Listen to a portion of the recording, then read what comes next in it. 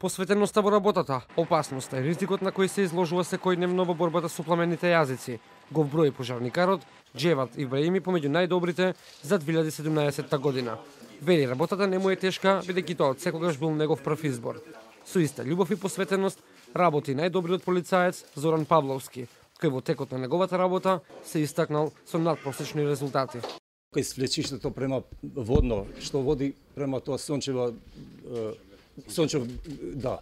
Имаше тука паднати две лица, маж и жена, во тоа бездното на околу 30, можда и 40 метра, така што се справивме многу добро со некои импровизирани справи, успевме да ги извадиме здрави и живи.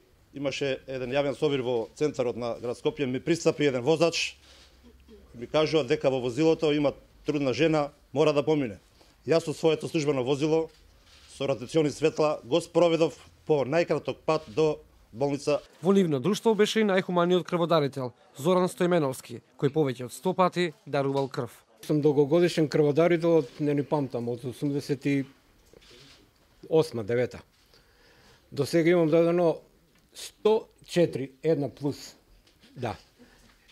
Со таа што не знам колку живот имам спасено до сега, затоа што знам дека е крвта безценета.